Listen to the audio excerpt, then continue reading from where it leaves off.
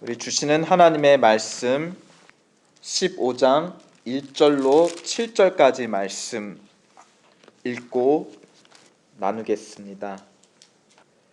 이후에 여호와의 말씀이 환상 중에 아브라함에게 임하여 이르시되 아브라함아 두려워하지 말라.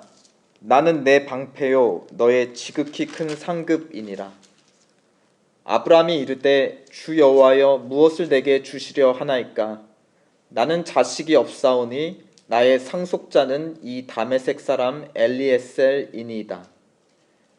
아브라함이 또 이르되 주께서 내게 씨를 주지 아니하셨으니 내 집에서 길린 자가 내 상속자가 될 것이니이다.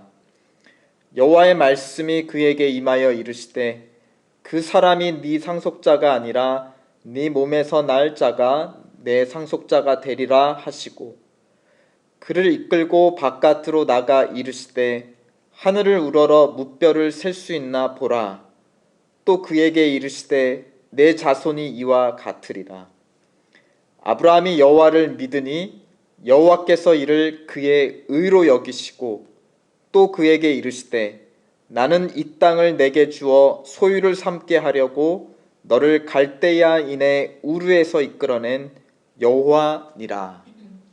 아멘. 오늘 본문은 이후에라고 시작하고 있습니다. 앞서 일어난 14장의 사건과 연결되는 맥락에서 주어진 본문이라는 것입니다.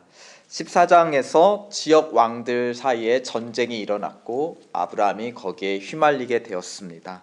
조카 롯이 사로잡혀 갔고 아브라함은 종들을 데리고 가 그 왕들을 무찌르고 되찾아 왔습니다.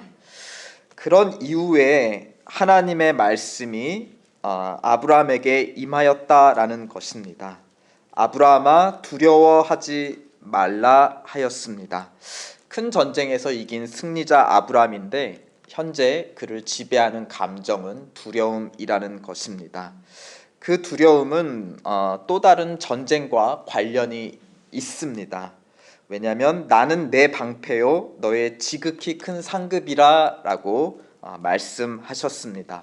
방패 그리고 전쟁 후에 얻어지는 전리품, 상급, 전쟁으로 인해 주어지는 그런 재산 획득 이런 것은 다 전쟁과 관련 있죠. 그러니까 14장과 15장에 계속 이어지는 같은 맥락은 전쟁의 맥락이라는 것입니다. 아브라함은 지금 어떤 전쟁에 휘말려 있고 그를 두렵게 만들고 있다는 것입니까?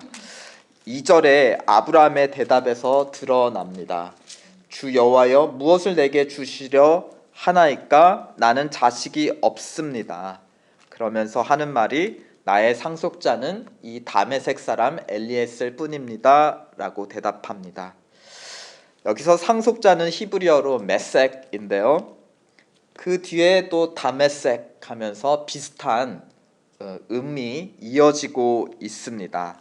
다메섹 혹은 다메세쿠스는 그가 갈대아 우르를 떠나 가나안으로 오는 중간에 있었던 그 시리아에 있는 큰 도시가 바로 다메섹이었습니다. 그리고 엘리에셀은 거기 그 길에서 사들인, 어떻게 보면 최근에 사들인, 최근에 자기종된 사람이 바로 엘리에셀이었죠. 이 아브라함의 2절의 대답은 농담이지만 굉장히 뼈가 있는 대답인 것을 우리는 알 수 있습니다. 마치 이렇게 대답하는 거죠. 그러세요 하나님? 뭐 얼마나 대단한 걸 주시려고 합니까? 그게 아무리 대단해봤자 나는 상속자, 나에게는 메섹이 없으니까 내 메섹은 오로지 최근에 다메섹에서 사온 그 사람 엘리에셀, 그 엘리에셀이 다 가져갈 뿐인데 뭐 나하고 무슨 상관이 있겠습니까? 라고 대답하고 있는 것입니다.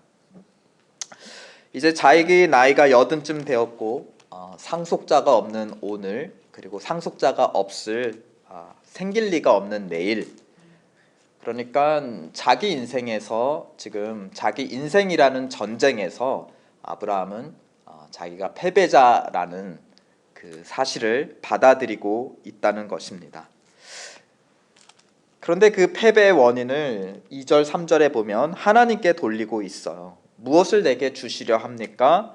또 3절 더 직접적으로 주께서 내게 씨를 주지 아니하셨기 때문이다 라고 하나님 탓을 돌리고 있습니다. 아브라함은 고향에서 75세가 될 때까지 자식이 없는 사람이었고 마치 열매 맺지 못하는 나무처럼 부끄럼 속에 살았던 사람이었습니다. 살아도 죽은 자 같이 여겨졌죠.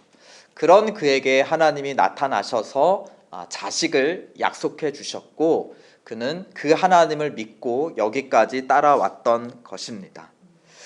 그런데 14장에서 왕들과 휘말린 전쟁은 오늘 15장에서 그 연결성을 잘 확실하지는 않지만 그의 마음속에 또 다른 전쟁, 그가 지금까지 그의 인생 내내 동안 겪어왔던 그 끊임없던 지난한 전쟁을 촉발시켰던 것이 분명한 것 같습니다. 우리는 마치 나무와 같죠. 사방팔방으로 가지를 뻗고 그 바람이 흔들릴 때 가지 저마다 흔들립니다. 이런 일 저런 일 우리 바깥에서 또 이런 사람 저런 사람 통해서 많이 겪게 되죠. 그런데 그런 가지들이 흔들리는 것이 결국은 어디에 충격을 주나요? 결국은 우리 땅속에 깊이 박혀있는 보이지 않는 뿌리로 다 연결이 되고 뿌리에 영향을 미칩니다. 바깥이 덥든지 춥든지 비가 많이 오든지 어떻든지 간에 결국 어디에 영향을 미치죠? 보이지 않는 뿌리에 영향을 미칩니다. 마치 깔때기 같이 외부에서 주어지는 물이 어디서 주어지든지 간에 그것이 다 어디로 향하는 초점이 있죠. 다 아래 그 깔때기 아래로 하나로 다 모아지죠.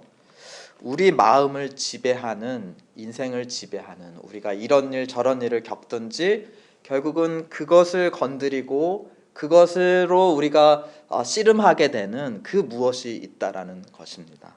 아브라함에게 그 뿌리, 그 인생의 초점은 상속자 문제였고 그는 지금 그걸 가지고 14절에 일어난 외부적인 전쟁으로 인해서 그의 마음속에 근원적인 그 전쟁, 근원적인 불안함, 바로 내 인생의 전쟁, 바로 상속자의 문제를 가지고 그는 씨름하게 하고 있다는 것입니다.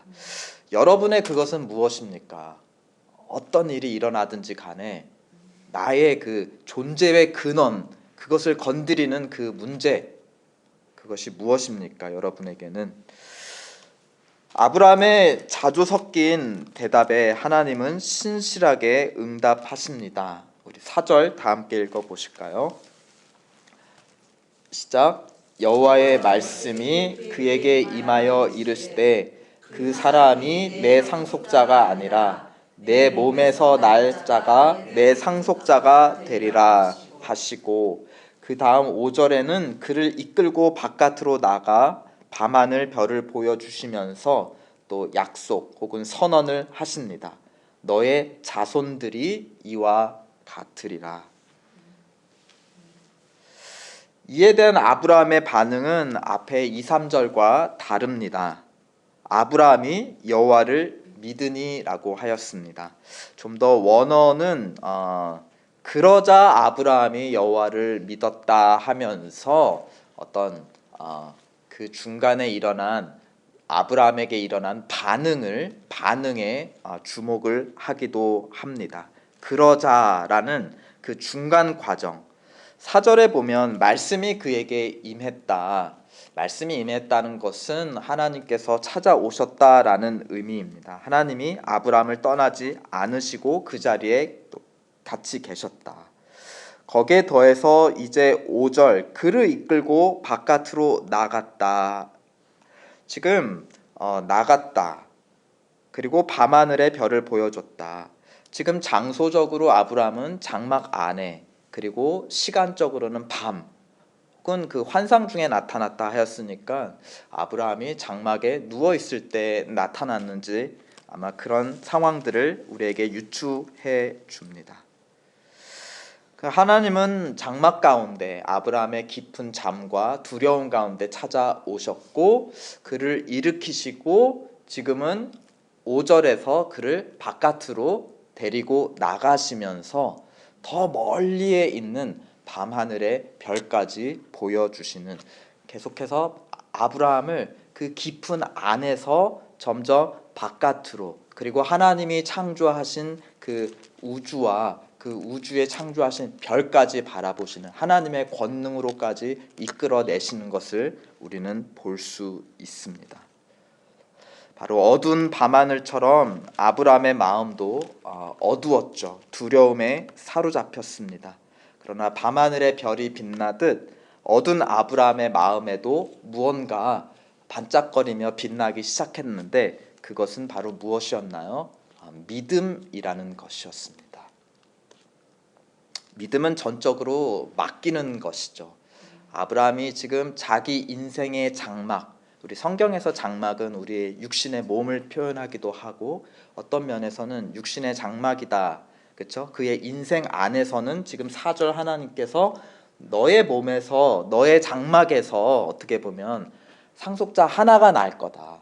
그러니까 그의 인생 안에서는 단 한 명이 주어지죠, 그렇죠? 근데 장막 바깥으로 나가는, 그가 죽은 이후에 인생 장막 바깥에서 하나님의 행하실 일은 무엇이냐? 별처럼 빛나는 수많은 자손을 주신다. 아브라함이 이것을 믿었다라는 것은 자기 인생에서 일어날 일을 믿었을 뿐만이 아니라 자기 인생 바깥에서 자기가 정말 도저히 어찌할 수 없는 그런 상황에서도 하나님이 하실 일을 믿었다. 즉 하나님께 전적으로 맡겼다라는 것을 우리에게 가르쳐 줍니다. 자신을 전적으로 맡긴 아브라함에게 6절, 하나님은 이를 그의 무엇으로 여기셨다 했습니까? 그의 의로 여기셨다. 우리 로마서 강해에서 계속 초반에 등장하는 키워드, 의로 여기셨다. 믿으니 이를 그의 의로 여기셨다. 이 의의 의미가 무엇인지를 7절이 우리에게 가르쳐주고 있습니다. 그러자 7절에서 나는 하시며 너를 갈대아인의 우르에서 이끌어낸 여호와이다 라고 자신을 나타내시고 선언하세요. 자기가 누구인지. 그러니까 아브라함을 의롭다 여기시고 난 그 다음 하나님의 반응이 무엇이었냐면 자기가 누구인지를 나타냈다. 다른 말로 하면 의로 여기셨다는 건 아브라함을 받아들이셨다라는 뜻이고, 그러기에 받아들인 아브라함 앞에 자기를 나타내셨다, 만나셨다라는 의미입니다.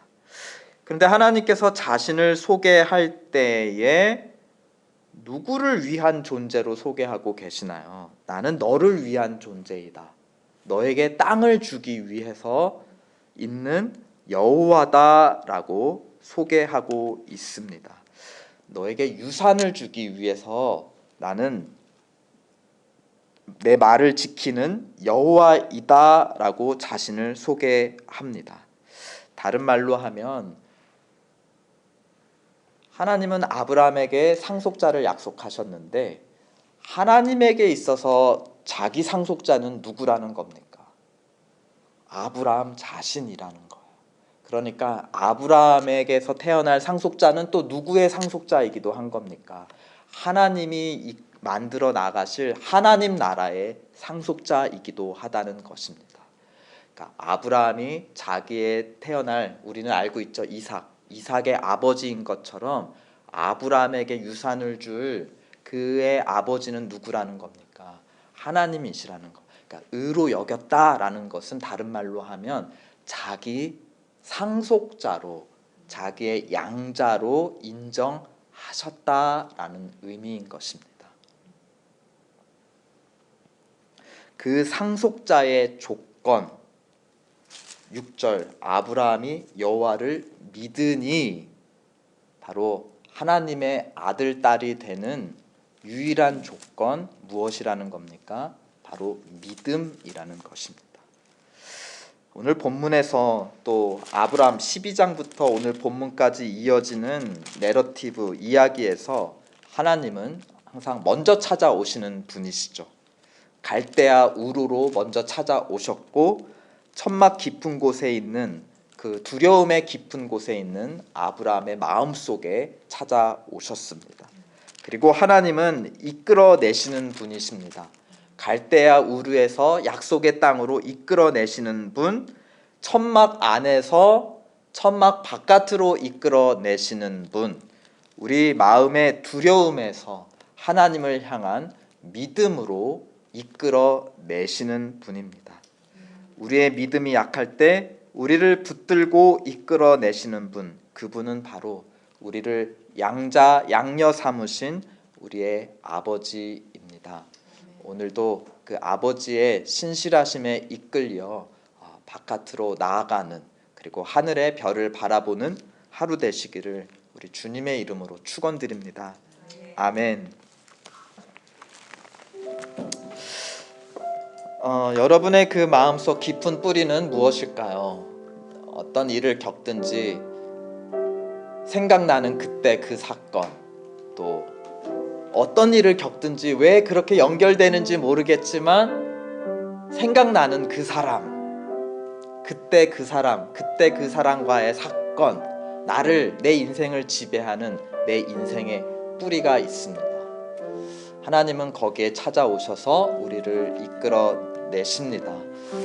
오늘도 우리 기도 가운데 그 깊은 동굴 속에 숨을 때 하나님 찾아와 주셔서 우리를 이끌어내시고 하나님이 창조하신 그 장엄한 하나님 나라의 세계를 바라보게 도와주시옵소서. 우리의 연약한 믿음을 붙들어 주시고 인도해 주시옵소서. 우리 다 함께 기도하시겠습니다.